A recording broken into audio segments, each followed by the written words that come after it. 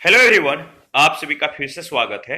ये घटना चक्र हिस्ट्री का डिस्कशन है और हम लोग मध्यकालीन भारतीय इतिहास को डिस्कस करें, जिसमें आज का टॉपिक है औरंगजेब। सबसे पहले इसके बारे में डिस्कस करेंगे, इसके बाद इस पर आधारित अब तक जितने भी प्रश्न पूछे गए उन सभी प्रश्नों को एनालिसिस करेंगे। लेकिन डिस्कशन को स्टार्ट करने से पहले मैं बता दूं कि इसका पीडीएफ अवेलेबल है। अगर आपको पीडीएफ चाहिए तो Telegram channel, Telegram quiz group या चैनल के कम्युनिटी बॉक्स में जाइए, वहां पर इसके रिगार्डिंग में इंफॉर्मेशन को अपडेट कर दिया गया है। तो चलिए स्टार्ट करते हैं। काफी महत्वपूर्ण टॉपिक है। अगर बात करें तो मुगल गद्दी पर शाहजहां का उत्तराधिकारी औरंगजेब हुआ। शाहजहां का उत्तराधिकारी कौन हुआ? औरंगजेब हुआ। लेकिन ज्येष्ठ पुत्र के, बड़े पुत्र के उत्तराधिकार के नियम से नहीं, बल्कि तलवार के बल से। जो नियम था कि बड़ा पुत्र ही उत्तराधिकारी बनेगा, ऐसा नहीं हुआ, बल्कि बल के आधार पर उत्तराधिकारी का चयन हुआ, तलवार के बल पर। और अगर बात करें तो मुगल काल में तलवार ही सत्ता का प्रतीक भी था। तलवार के बल पर ही उत्तराधिकारी का निर्णय होता था। मुगल बादशाह औरंगजेब का राजाभिषेक 2 बार हुआ। उसका पहला राजाभिषेक दिल्ली में 21 जुलाई 1658 को हुआ और दूसरा राजाभिषेक था, यह भी दिल्ली में ही 5 जून 1659 को हुआ। अबुल मुजफ्फर मोहिउद्दीन मोहम्मद औरंगजेब बहादुर आलमगीर बादशाह गाजी की उपाधि धारण कर वह मुगल बादशाह के सिंहासन पर आसीन हुआ। मध्य प्रदेश में स्थित उज्जैन के निकट धर्मत नामक स्थान पर 15 अप्रैल 1658 को औरंगजेब तथा दारा सिकोह के बीच युद्ध हुआ था। इस युद्ध में जोधपुर के राजा जसवंत सिंह ने दारा सिकोह की तरफ से तथा मुराद ने औरंगजेब की तरफ से भाग लिया था।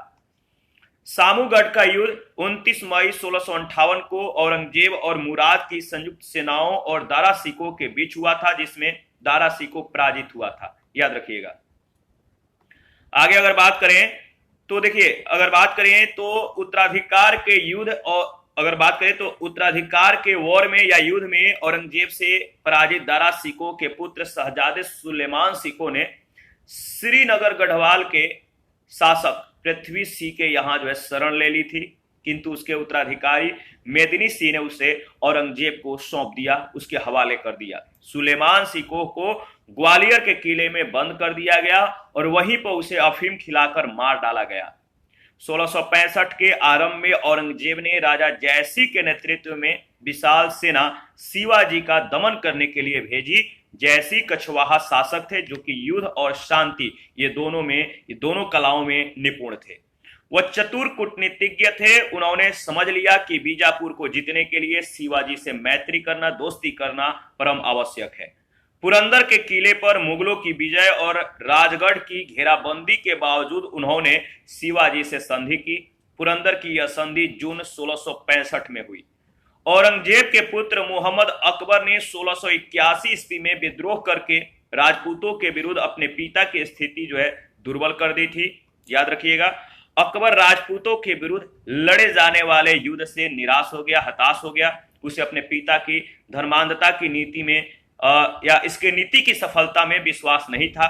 विचारों से वह उदार था। उसी अवसर पर मेवाड़ के राजा राजसी और राठौड़ नेता मारवाड़ के दुर्गादास ने उसके सामने प्रस्ताव रखा कि यदि वह अपने को भारत का बादशाह घोषित कर दे तो मेवाड़ और मारवाड़ दोनों की सेनाएं उसकी सहायता करेंगी।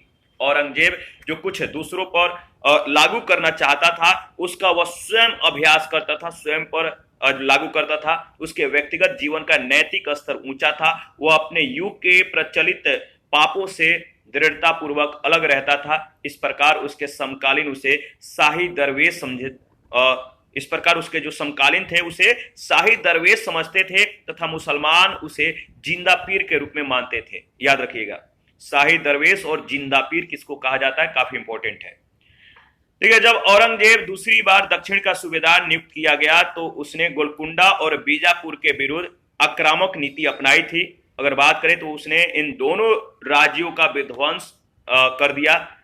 अगर बात करें तो संभवतः उसने इन दोनों राज्यों का विध्वंस भी यानी इसको नष्ट कर दिया होता, लेकिन दारा सिकोह के परामर्श पर शाहजहां के द्वारा भेजे गए आदेश के अनुसार 1656 में गोलकुंडा और 1657 में बीजापुर के विरुद्ध उसे युद्ध स्थगित कर संधि करनी पड़ी थी।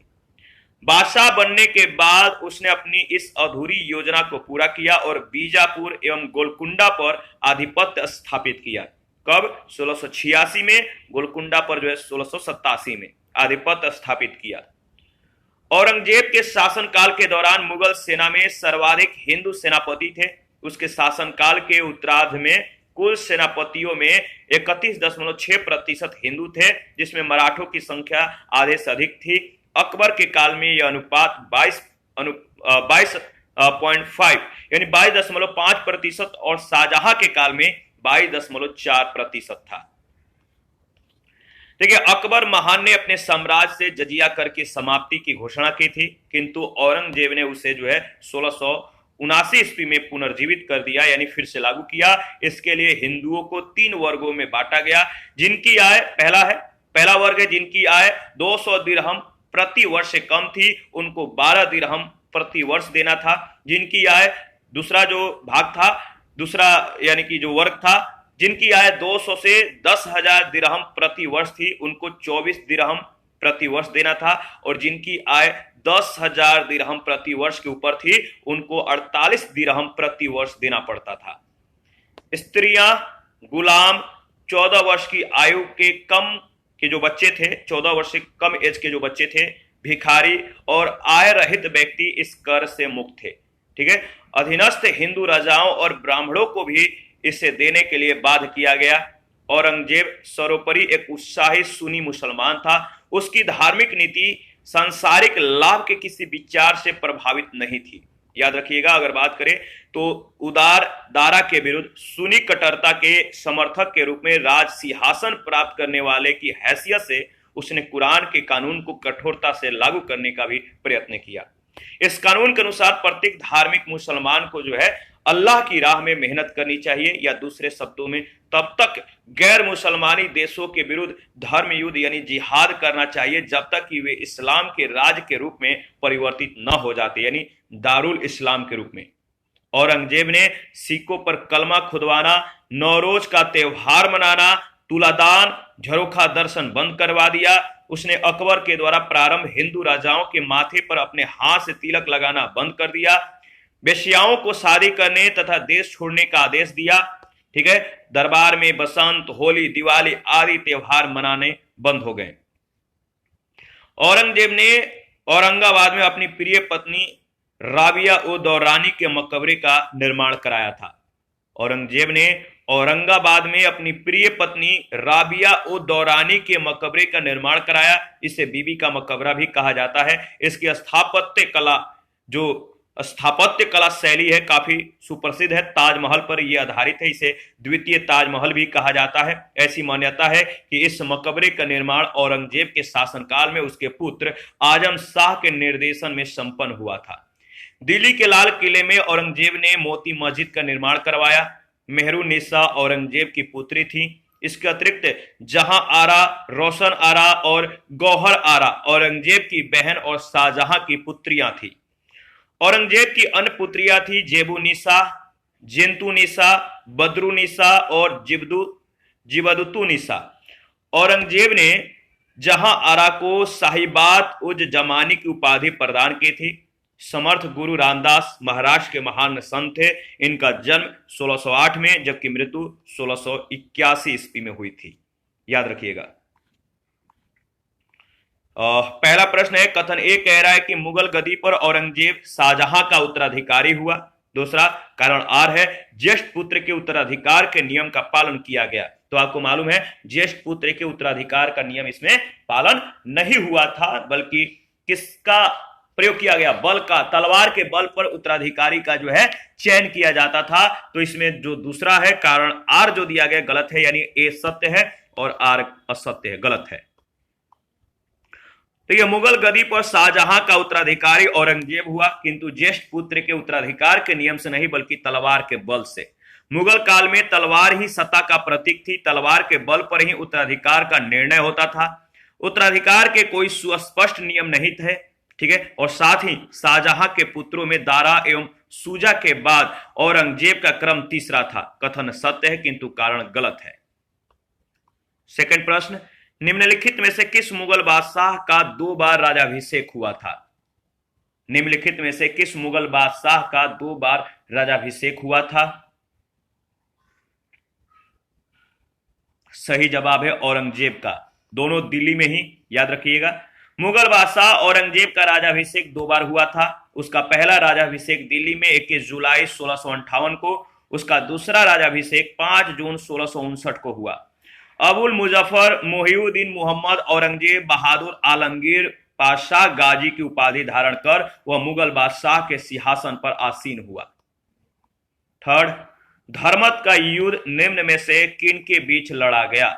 धर्मत का युद्ध निम्न में से किन के बीच लड़ा गया? सही जवाब है औरंगजेब तथा दारा शिकोह के बीच, यानी सी ऑप्शन बिल्कुल करेक्ट ऑप्शन है। देखिए, मध्य प्रदेश में स्थित उज्जैन के निकट धर्मत नामक स्थान पर अप्रैल 1658 में औरंगजेब तथा दारा शिकोह के बीच युद्ध हुआ था। इस युद्ध में जोधपुर के राजा जसवंत सिंह ने दारा शिकोह की तरफ से तथा मुराद ने औरंगजेब की तरफ से भाग लिया। धर्मत युद्ध ने औरंगजेब की स्थिति को काफी सुदृढ़ बना दिया और शाही सेना की पराजय से दारा शिकोह की दुर्बलता प्रकट हुई। 4 नंबर है, निम्नलिखित युद्धों को कालानुक्रम में व्यवस्थित कीजिए और नीचे दिए गए कूट से सही उत्तर का चुनाव कीजिए। कालानुक्रम में व्यवस्थित करना है।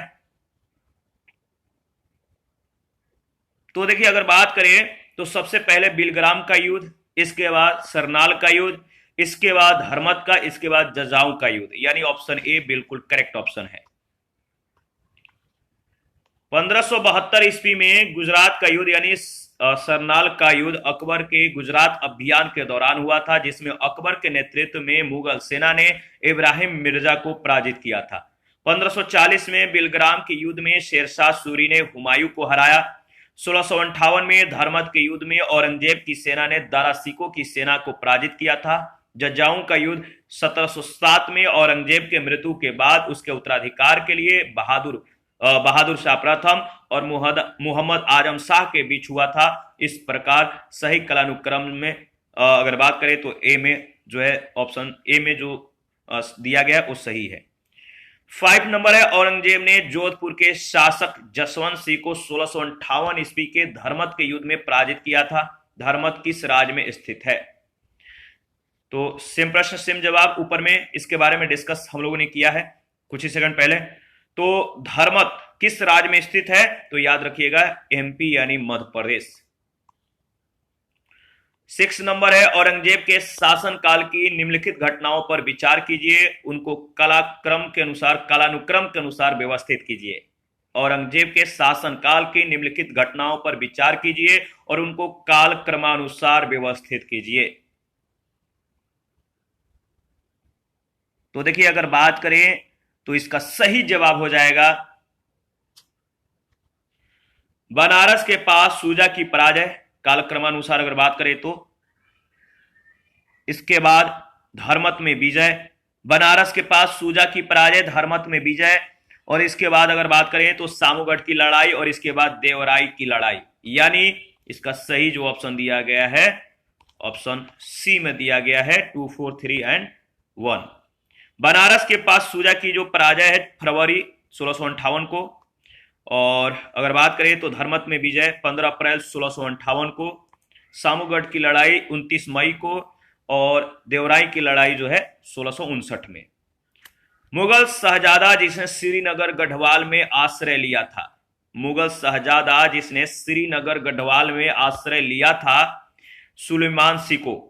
उत्तराधिकार के युद्ध में औरंगजेब से पराजित दारा शिकोह के पुत्र शहजादे, अगर बात करें शहजादे सुलेमान शिकोह ने श्रीनगर गढ़वाल के शासक पृथ्वी सिंह के यहाँ जो है, याद रखिएगा पृथ्वी सिंह के यहाँ जो है शरण ली थी, ठीक है, याद रखिएगा।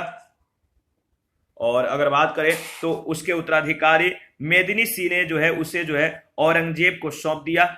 सुलेमान शिकोह को ग्वालियर के किले में बंद कर दिया गया और उसे वहीं पर जो है अफीम खिलाकर मार डाला गया, नशीले पदार्थ खिलाकर मार दिया गया। प्रश्न संख्या 8 है, औरंगजेब के किस पुत्र ने विद्रोह करके राजपूतों के विरुद्ध अपने पिता की स्थिति दुर्बल कर दी थी? औरंगजेब के किस पुत्र ने विद्रोह करके राजपूतों के विरुद्ध अपने पिता की जो स्थिति थी वो और भी दुर्बल कर दी? तो सही जवाब है, याद रखिएगा, अकबर, बी ऑप्शन। औरंगजेब के पुत्र मोहम्मद अकबर ने 1681 ईस्वी में विद्रोह करके राजपूतों के विरुद्ध अपने पिता की स्थिति दुर्बल कर दी थी। अकबर राजपूतों के विरुद्ध लड़े जाने वाले युद्ध से निराश हो गया था। उसे अपने पिता की धर्मांधता की नीति की सफलता में विश्वास न था, विचारों से वह उदार था। उसी अवसर पर मेवाड़ के राणा राज सिंह और राठौड़ नेता मारवाड़ के दुर्गादास ने उसके सामने प्रस्ताव रखा कि यदि वह अपने को भारत का बादशाह घोषित कर दे तो मेवाड़ और मारवाड़ दोनों की सेनाएं उसकी सहायता करेगी। दुर्गादास ने अकबर को जो है अपने संरक्षण में रखा। राजपूताना तथा खानदेश की कठिन यात्रा की, मुगल सेना से उसकी रक्षा की और उसे शिवाजी के पुत्र संभाजी के दरबार में पहुंचाने में सफलता पाई। 1681 में औरंगजेब स्वयं अकबर का पीछा करता हुआ दक्षिण भारत गया, किंतु अकबर फारस भाग गया और वहीं पर औरंगजेब के अंतिम काल में अकबर की मृत्यु हुई। 9 नंबर है, किस मुगल सेनापति के साथ शिवाजी ने 1665 में पुरंदर की संधि पर हस्ताक्षर किए थे? किस मुगल सेनापति के साथ शिवाजी ने 1665 ईस्वी में पुरंदर के संधि पर हस्ताक्षर किए थे? सही जवाब है जयसिंह, बी ऑप्शन बिल्कुल करेक्ट ऑप्शन है। 1665 के आरंभ में औरंगजेब ने राजा जयसिंह के नेतृत्व में विशाल सेना शिवाजी का दमन करने के लिए भेजी। जयसिंह कछवाहा शासक थे जो कि युद्ध और शांति दोनों कलाओं में निपुण थे। वह चतुर कूटनीतिज्ञ थे। उन्होंने समझ लिया कि बीजापुर को जीतने के लिए शिवाजी से मित्रता करना आवश्यक है। अतः पुरंदर के किले पर मुगलों की विजय और रायगढ़ की घेराबंदी के बावजूद उन्होंने शिवाजी से संधि की। पुरंदर की यह संधि जून 1665 में हुई थी, याद रखिएगा। प्रश्न संख्या 10 है, किस मुगल बादशाह को जिंदा पीर कहा जाता था? किस मुगल बादशाह को जिंदा पीर कहा जाता था? सही जवाब है औरंगजेब को। औरंगजेब जो कुछ दूसरों पर लागू करना चाहता था उसका वह स्वयं जो है अभ्यास करता था, स्वयं पर जो है लागू करता था। यानी कोई भी नियम है या कुछ भी जो है अगर लागू करना है तो स्वयं पर वो लागू करके देखता था उसका क्या परिणाम होगा। उसके व्यक्तिगत जीवन का नैतिक स्तर ऊंचा था। वह अपने युग के प्रचलित पापों से दृढ़ता पूर्वक अलग रहता था। इस प्रकार उसके समकालीन उसे शाही दरवेश समझते थे और मुसलमान उसे जिंदा पीर के रूप में मानते थे। 11 नंबर है, निम्न में से कौन जिंदा पीर के नाम से जाना जाता था? कौन जिंदा पीर के नाम से जाना जाता था? तो आपको मालूम है सही जवाब हो जाएगा औरंगजेब। शाही दरवेश उसके समकालीन मानते थे, समझते थे, शाही दरवेश के रूप में उसे याद रखते थे और जिंदा पीर मुसलमान जो है उसे जिंदा पीर के रूप में मानते थे। 12 नंबर है, देखिए औरंगजेब के काल में कौन यूरोपीय यात्री भारत आया? औरंगजेब के काल में कौन यूरोपीय यात्री भारत आया? इसका सही जवाब हो जाएगा, अगर बात करें तो अंग्रेज यात्री पीटर मुंडी शाहजहां के काल में भारत की यात्रा पर आया। इसमें जो ऑप्शन दिया गया है डाउटफुल ऑप्शन है, इसके बारे में हम लोग डिस्कस करेंगे। तो अगर बात करें तो अंग्रेज यात्री पीटर मुंडी शाहजहां के काल में भारत की यात्रा पर आया। विलियम हॉकिंस और थॉमस रो जहांगीर के समय में, एंटोनियो मोन्सेराट अकबर के समय में भारत आया था। इस प्रकार औरंगजेब के शासनकाल में इनमें से कोई यात्री भारत नहीं आया था। 13 नंबर है, सर्वप्रथम किस मुगल शासक ने ब्रिटिश के विरुद्ध संघर्ष किया था? किस मुगल शासक ने ब्रिटिश के विरुद्ध संघर्ष किया था? इसका सही जवाब क्या होगा बताइए? तो याद रखिएगा सही जवाब हो जाएगा औरंगजेब, बी ऑप्शन बिल्कुल करेक्ट ऑप्शन है। मुगलों का अंग्रेजों से पहली बार संघर्ष 1686 ईस्वी में औरंगजेब के शासनकाल में हुआ। मुगल गवर्नर शाइस्ता खान ने जब चारनाक सहित अंग्रेजों को हुगली से खदेड़ दिया था। 14 औरंगजेब ने दक्षिण में जिन 2 राज्यों को विजय किया था वह थे। औरंगजेब ने दक्षिण में जिन 2 राज्यों को विजय किया था वह कौन थे? याद रखिएगा बीजापुर एवं गोलकुंडा, सी ऑप्शन बिल्कुल करेक्ट ऑप्शन है, तो ध्यान में रखिएगा। जब औरंगजेब दूसरी बार दक्षिण का सूबेदार नियुक्त किया गया तो उसने गोलकुंडा और बीजापुर के विरुद्ध आक्रामक नीति अपनाई थी। ठीक है, उसने इन दोनों राज्यों को विध्वंस भी कर दिया होता, लेकिन दारा सिकों के परामर्श पर शाहजहां के द्वारा भेजे आदेश के अनुसार 1656 में गोलकुंडा और 1657 में बीजापुर के विरुद्ध उसे युद्ध जो है स्थगित करके संधि करनी पड़ी थी। बादशाह बनने के बाद उसने अपनी इस अधूरी योजना को पूरा किया और गोलकुंडा एवं बीजापुर पर आधिपत्य स्थापित किया। कहा जाता है कि औरंगजेब ने गोलकुंडा के किले को उसी तरह सोने की कुंजियों से खोला था जिस तरह अकबर ने असीरगढ़ के किले को खोला था। 15 नंबर है, औरंगजेब ने बीजापुर की विजय कब की थी? औरंगजेब ने बीजापुर की विजय कब की थी? तो 1686 में। बी ऑप्शन बिल्कुल करेक्ट ऑप्शन है। 16 नंबर है, 1687 में जब औरंगजेब ने गोलकुंडा किले पर अधिकार किया उस समय गोलकुंडा का शासक कौन था? 1687 में जब औरंगजेब ने गोलकुंडा किले पर अधिकार किया उस समय गोलकुंडा का शासक कौन था? सही जवाब है अबुल हसन कुतुब शाह, यानी ऑप्शन ए बिल्कुल करेक्ट ऑप्शन है।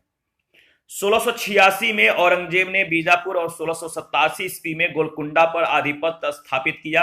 1687 ईस्वी में जब औरंगजेब ने गोलकुंडा किले पर अधिकार किया उस समय गोलकुंडा का शासक अबुल हसन कुतुब शाह था। कहा जाता है कि औरंगजेब ने गोलकुंडा के किले को उसी तरह सोने की कुंजियों से खोला था जिस प्रकार अकबर ने असीरगढ़ के किले को खोला था। 17 नंबर है, दिया गया मानचित्र किसको निर्दिष्ट करता है? आपको बताना है। ऑप्शन को देख लीजिए एक बार, मानचित्र को एनालिसिस कीजिए। ये जो मानचित्र है किसको इंडिकेट करता है? तो देखिए, अगर बात करें तो ये जो मानचित्र है 1707 में औरंगजेब के मृत्यु के समय उसका राज्य को जो है इंडिकेट कर रहा है, यानी डी ऑप्शन बिल्कुल करेक्ट ऑप्शन है। 1707 में औरंगजेब की मृत्यु के समय उसके विशाल राज को निर्दिष्ट करता है जिसमें बीजापुर और गोलकुंडा सम्मिलित थे। 18 नंबर है, किस बादशाह के अंतर्गत मुगल सेना में सर्वाधिक हिंदू सेनापति थे?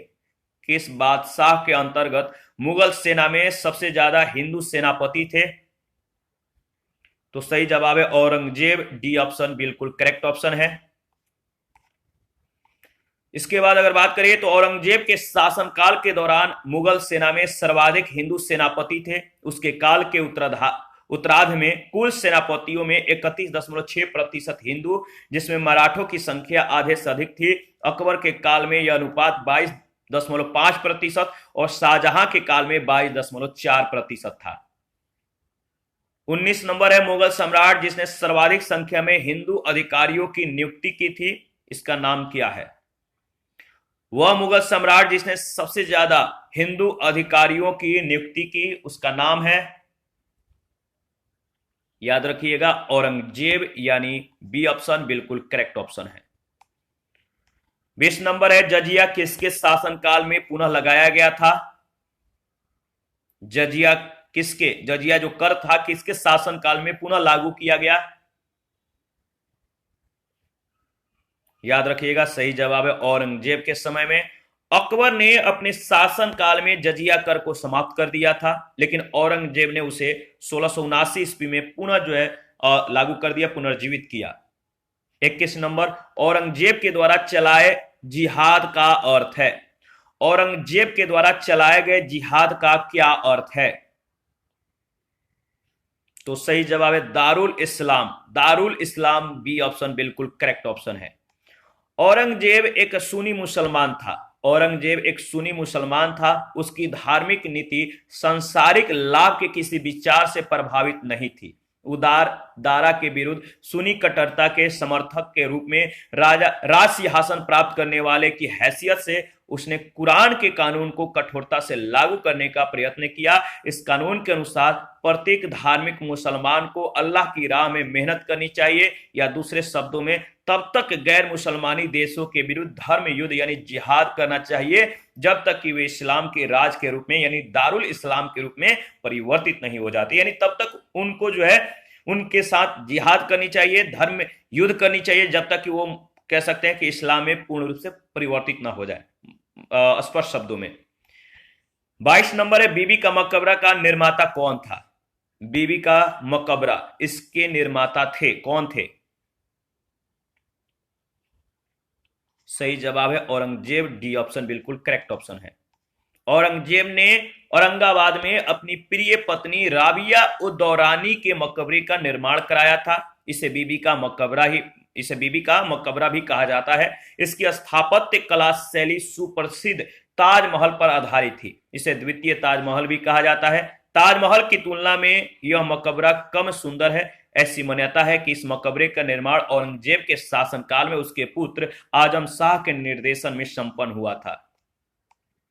23 नंबर है, कौन सा मकबरा द्वितीय ताजमहल कहलाता है? कौन सा मकबरा द्वितीय ताजमहल कहलाता है? इसका सही जवाब क्या होगा बताइए। तो देखिए, इसका सही जवाब हो जाएगा, अगर बात करें तो राबिया उद दौरानी का जो मकबरा है इसको द्वितीय ताजमहल कहते हैं। 24 नंबर, निम्नलिखित में से कौन सम्राट औरंगजेब की पुत्री थी? निम्नलिखित में से कौन सम्राट औरंगजेब की पुत्री थी? 4 ऑप्शन है, इनके पुत्री का नाम सम्राट औरंगजेब के। इनमें से कौन कौन, मतलब कि कौन ऑप्शन है? 4 ऑप्शन दिए गए हैं। जो कि पुत्री का नाम है वह है मेहरुनिसा, याद रखिएगा, डी ऑप्शन। मेहरुनिसा औरंगजेब की पुत्री थी। इसका अतिरिक्त जहां आरा, रोशन आरा और गौहर आरा यह औरंगजेब की बहन और शाहजहां की पुत्रियां थी। औरंगजेब की अन्य पुत्रियां थी जेबुनिसा, जिंतुनिसा और बद्रुनिसा तथा जुबदतुनिसा। इसके बाद नेक्स्ट 25 नंबर, औरंगजेब ने किसको साहिबात उज जमानी की उपाधि प्रदान की? औरंगजेब ने किसको साहिबात उज जमानी की उपाधि प्रदान की? इसका सही जवाब क्या होगा बताइए। सही जवाब हो जाएगा जहां आरा, यानी सी ऑप्शन बिल्कुल करेक्ट ऑप्शन है।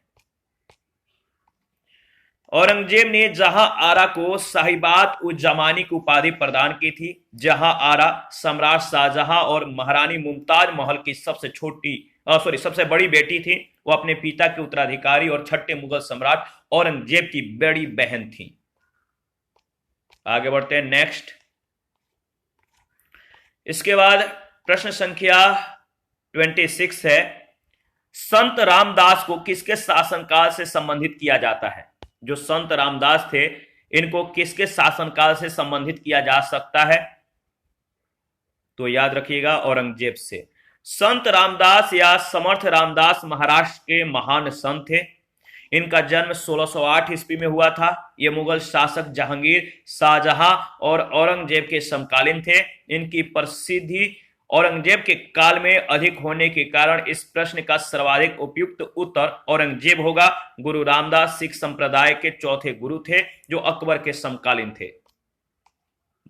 27 नंबर, दिल्ली के लाल किले में मोती मस्जिद का निर्माण किया था किसने? दिल्ली के लाल किले में मोती मस्जिद का निर्माण किसने किया था?